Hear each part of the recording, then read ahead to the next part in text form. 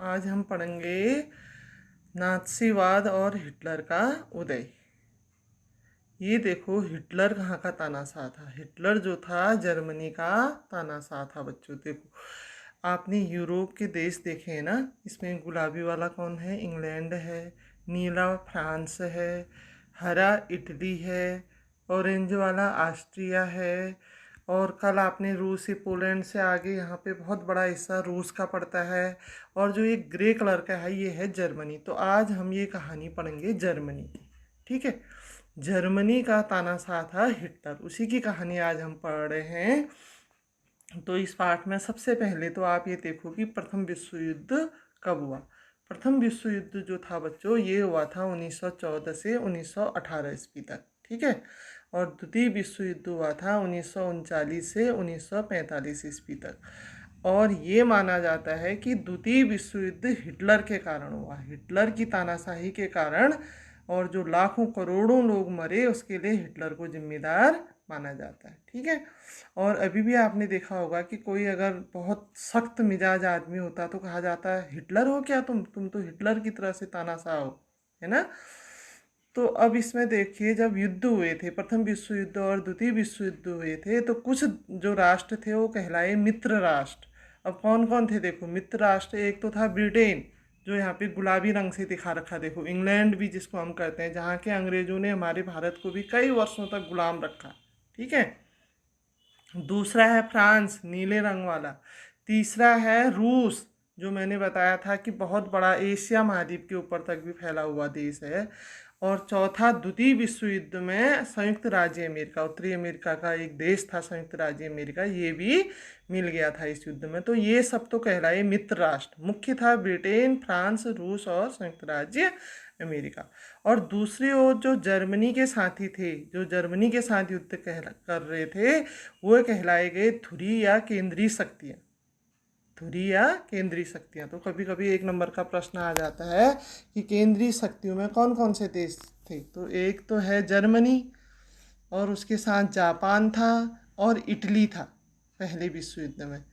द्वितीय विश्व युद्ध में पहले में ऑस्ट्रिया, तुर्की, हंगरी ने भी इसका साथ दिया। ठीक है। देखो, और जो वर्साई की संधि हुई थी 1919 ईस्वी में, आगे विस्तारित अभी हम इसको पूरा पढ़ेंगे। और वाइमर गणराज्य की स्थापना हुई थी 1918 ईस्वी में। ठीक है। और हिटलर जर्मनी का चांसलर बना था 1933 ईस्वी में। और आर्थिक महामंदी, पूरे विश्व में जो महामंदी फैली थी 1929 से 1933 ईस्वी तक। अब इसमें क्या हुआ था बच्चों महामंदी के काल में? इसमें क्या होता है कि बहुत अधिक मुद्रास्फीति हो जाती है, रुपये की कीमतें बिल्कुल घट जाती हैं। रुपये के ये सोचो कि लोगों को बोरों में भर करके रुपया ले जाते हैं और जेब में सामान रखते हैं। मतलब वस्तुओं की कीमतें इतनी अधिक बढ़ जाती हैं कि पैसे का कुछ महत्व ही नहीं रह जाता है। तो यही स्थिति आई थी पूरे विश्व में। आर्थिक महामंदी का जो दौर था 1929 ईस्वी से 1938 ईस्वी तक, 33 ईस्वी तक, मतलब ये सोचो प्रथम विश्व युद्ध के बाद। अच्छा, फिर है इसमें घेटो किसे कहते हैं? देखो, यहूदियों के रहने का जो स्थान है उसको घेटो या दड़बा भी कहते हैं, जहाँ पे यहूदी लोग रहते थे। ठीक है। और नाजीवाद का पूरा नाम, जो नाजी पार्टी का पूरा नाम था, वो था national socialist German workers party. एक नंबर का प्रश्न ये बार बार पूछा जाता है कि नाजीवाद का पूरा नाम क्या था। तो national socialist German workers party. अब है अगला प्रश्न, जो इसमें दीर्घ उत्तरी मुख्य प्रश्न है बच्चों, की वर्साई की संधि क्या थी। अब जो ये वर्साई की संधि थी, ये हुई थी 1919 ईस्वी में। और इसी वर्साई की संधि को द्वितीय विश्व युद्ध का कारण माना गया था। प्रथम विश्व युद्ध के बाद वर्साई की संधि हुई, और ये माना जाता है कि अगर वर्साई की संधि नहीं होती तो शायद द्वितीय विश्व युद्ध भी नहीं होता। अब कैसे हुआ, क्या थी ये वर्साई की संधि, ये मैं आपको बताती हूँ। देखो, यह संधि जर्मनी के लिए एक कलंक थी, क्योंकि ये माना जा रहा था विश्व के देशों के द्वारा, मित्र राष्ट्रों के द्वारा, कि प्रथम विश्व युद्ध जो हुआ जर्मनी के कारण हुआ, जर्मनी ने ही युद्ध छेड़ा, ये माना जा रहा था। तो वर्साई की संधि जर्मनी वालों को करनी पड़ी, और जर्मनी के लिए ये एक कलंक थी। और ये संधि जो थी पूर्णतया बदले की भावना से ली गई थी। संधि का मतलब है कि एक जबरदस्ती दोस्ती कराई गई जर्मनी और मित्र राष्ट्रों के बीच में। ठीक है। तो बदले की भावना से थी ये। जर्मनी पर यह संधि बलपूर्वक थोपी गई थी और इसमें जर्मनी के लिए कोई भी न्याय का दृष्टिकोण नहीं था जर्मनी के प्रति। जर्मनी को ही सबसे ज्यादा नुकसान इसमें हुआ था, जबकि संधि में दोनों को होना चाहिए, क्योंकि युद्ध तो उन्होंने भी लड़ा, गलती उनकी भी थी, मित्र राष्ट्रों की भी, लेकिन पूरी जिम्मेदारी जर्मनी के ऊपर डाली गई थी वर्साई की संधि में। ठीक है। साम्राज्य के महत्वपूर्ण भाग जो थे जर्मनी के, आल्प्स था, लारेन था, जहाँ सबसे अधिक कृषि कार्य होता था, उद्योग धंधे थे, उनको जर्मनी से छीन लिए गए वर्साई की संधि के बाद। उपनिवेशों से हाथ धोना पड़ा। उपनिवेश कहते हैं जो गुलाम देश होते हैं। जर्मनी ने जिन देशों को गुलाम बनाया था, जैसे इंग्लैंड का उपनिवेश था, भारत भी एक उपनिवेश था, भारत को गुलाम बनाया था, ऐसे ही जर्मनी ने भी बहुत सारे देशों को उपनिवेश बनाया था, वो भी उससे छीन लिए गए। और आर्थिक बहुत अधिक आर्थिक भार इनके ऊपर डाला गया। जो क्षतिपूर्ति थी, युद्ध में जो क्षति हुई थी अन्य राष्ट्रों की, उसको पैसे के रूप में किसने देना था? जर्मनी ने देना था। तो इतना अधिक था वो आर्थिक भार की जर्मनी के लिए वापस कर पाना संभव नहीं था। अर्थात अगला जो था 8वां, जर्मनी के 75% लौह भंडार के जो क्षेत्र थे जहाँ लोहा होता था उसका, और 26% जो कोयले के भंडार थे जर्मनी के, वो भी उससे छीन लिए गए। ठीक है। और सेना को, उसकी जो सेना थी जर्मनी की, उसको भंग कर दिया गया और एक निश्चित सीमा निर्धारित कर दी गई कि बस तुम केवल इतनी ही सेना अपने पास रख सकते हो, इससे ज़्यादा सेना रखने पर तुम्हें दंड दिया जाएगा। और जर्मनी को युद्ध के लिए जिम्मेदार ठहराया गया। ठीक है। ऐसी स्थिति में द्वितीय विश्व युद्ध होना अनिवार्य हो गया था। पूरी जर्मनी की जनता बहुत अधिक परेशान थी इस वर्साई की संधि से, और इसी के कारण फिर हिटलर का उदय हुआ और द्वितीय विश्व युद्ध हुआ। ये अभी हम आगे पढ़ेंगे। ठीक है। अब अगला प्रश्न इसमें है, वाइमर गणराज्य की समस्याएं क्या थी? अब वाइमर गणराज्य कहा जाता है बच्चों जर्मनी को। देखो जो वर्साई की संधि हुई थी, इसके जो पॉइंट हैं वही इसकी समस्याएं भी थी। जैसे पहला जो समस्या थी इसकी, प्रथम विश्व युद्ध के बाद विजयी देशों ने इसके सामने कठोर शर्त रख दी थी, जीते हुए देशों ने, मित्र राष्ट्रों ने। ठीक है।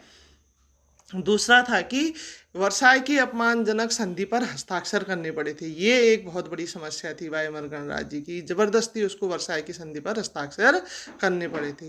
तीसरा था युद्ध की क्षतिपूर्ति में उसको भारी धनराशि देनी पड़ी। क्षतिपूर्ति के रूप में जर्मनी को जिम्मेदार ठहराया गया और बहुत अधिक धनराशि उसको देनी पड़ी। चौथा है मुद्रास्फीति से वस्तुओं की कीमतें अब आसमान छूने लगी थी। मुद्रास्फीति अभी मैंने आपको बताया कि रुपये की कीमत बहुत अधिक घट जाती है और वस्तुओं की कीमतें बहुत अधिक बढ़ गई थी। बेरोजगारी हो गई थी, क्योंकि सारे उद्योग धंधे ठंडे हो गए थे, ठप हो गए थे, पिछड़ गए थे, जिससे पूरे जर्मनी के युवा जो थे वो बेरोजगार हो गए। अब बेरोजगार हो गए तो उनके पास पैसे की भी कमी थी, है ना, और पूरा राष्ट्र ठप हो गया एक प्रकार से। अगला पॉइंट है, मित्र राष्ट्रों ने सेना को भंग कर दिया था और जर्मनी को युद्ध के लिए जिम्मेदार ठहराया था। अब जो इन दोनों विश्व युद्धों में सबसे बड़ी भूमिका थी बच्चों, वो थी हिटलर की। किसकी थी? हिटलर। हिटलर ने ही नाजीवाद या नात्सीवाद या फांसीवाद भी उसको कहा जाता है, उसकी स्थापना की थी। अब कैसे हिटलर का उदय हुआ और कौन था हिटलर, वो हम इसमें बताएंगे आपको। कि वर्साई की जो अपमानजनक संधि थी उसको झेल रही जो जर्मनी की जनता थी, जब हिटलर आया तो अब उसको, हिटलर को एक मसीहा के तौर पे देखने लगे। उन्होंने कहा कि अगर हमको इस अपमान से कोई बचा सकता है तो वो हिटलर है। ठीक है। अब हिटलर का जो जन्म हुआ था वो ऑस्ट्रिया में, देखो जर्मनी के बगल में ऑरेंज कलर का है ना बच्चों ऑस्ट्रिया, यहाँ पर इसका जन्म हुआ था ऑस्ट्रिया में 1889 ईस्वी में इसका जन्म हुआ था। ये एक बहुत गरीब परिवार से था। इसका परिवार अपनी रोजी रोटी के लिए स्थान स्थान पर घूमता रहता था। इसने पेंटर का काम भी किया बच्चों, जो चूना लगाना आदि का, पेंट करने का काम भी इसने किया। ठीक है। तो जब ये पेंट का काम करता था तो ये सारी सेना की गतिविधियों को, जो अधिकारी लोग आपस में बात करते थे, युद्ध की बात करते थे, वो सब सुना रहता था काम करते हुए, और इसका पूरा ध्यान सत्ता पे होता था। तो प्रथम विश्व युद्ध से पहले वो सेना में भर्ती हो गया था। हट्टा कट्टा तो था ही, लेकिन जब युद्ध में इसने बहुत अच्छा काम किया, इसको कई इनाम भी मिले बच्चों युद्ध के समय। लेकिन अंत में जब जर्मनी हार गया तो इस हार से बहुत दुखी था, और इस हार के लिए जिम्मेदार समझता था किसको? जो इनके ऑफिसर थे, जो नेता थे, और यहूदियों को, सबसे अधिक जिम्मेदार ये समझता था। देखो वहाँ पे जर्मन और यहूदी दो प्रकार के लोग रहते थे और यहूदियों से बहुत अधिक घृणा करता था। 1933 ईस्वी में जब ये जर्मनी का चांसलर बना बाद में, तो ये इसने यहूदियों को 1933 से 1938 तक इसने लाखों यहूदियों को मौत के घाट उतार दिया। इसने बड़े बड़े गैस चैम्बर बनाए और उसके अंदर यहूदियों को डाल करके जिंदा मार देता था ये, ठीक है। बहुत अधिक घृणा करता था। 1923 ईस्वी में इसने जो वहाँ पर सरकार चल रही थी जर्मनी में, उसको गिराने का प्रयास किया, जिसके कारण सरकार ने नाराज होकर के इसको जेल में बंद कर दिया। और जेल में ही इसने जो इसकी सबसे प्रसिद्ध पुस्तक थी मेन कैंप, वो लिखी इसने, अपनी आत्मकथा उस पुस्तक में लिखी। और 1929 ईस्वी में जब ये कुछ समय बाद जेल से बाहर आया, तो 1929 से 1933 ईस्वी में क्या हो रहा था बच्चों, पूरे विश्व में आर्थिक महामंदी फैल रही थी। तो उस समय इसने लोगों को सपने दिखाए कि अगर मैं यहाँ का सर्वेसर्वा बन गया, अगर मैं आपके यहाँ का चांसलर बन गया, तो मैं आपको मजबूत बना दूंगा, आपके यहाँ उद्योग धंधे फिर से शुरू करवा दूंगा और एक शक्तिशाली देश के रूप में जर्मनी को स्थापित कर दूंगा। तो जब चांसलर का चुनाव लड़ा गया 1933 में, तो वहाँ के लोगों ने इसको विजयी घोषित कर लिया और 1933 ईस्वी में ये चांसलर बन गया। और राष्ट्रपति की मृत्यु के बाद 1934 ईस्वी में ये वहाँ का राष्ट्रपति बन गया जर्मनी का, ठीक है बच्चों। और 1939 ईस्वी में अब इसने धीरे धीरे अपनी शक्ति को बढ़ाया, सेना को मजबूत किया, आर्थिक उद्योग धंधे भी खोले और जर्मनी का काफ़ी इसने सुधार करने की कोशिश की उस समय तक। लेकिन इसकी इतना महत्वाकांक्षी था कि 1939 ईस्वी में इसने अपने पड़ोसी देशों पर हमला करना शुरू कर दिया, आसपास के जो देश थे।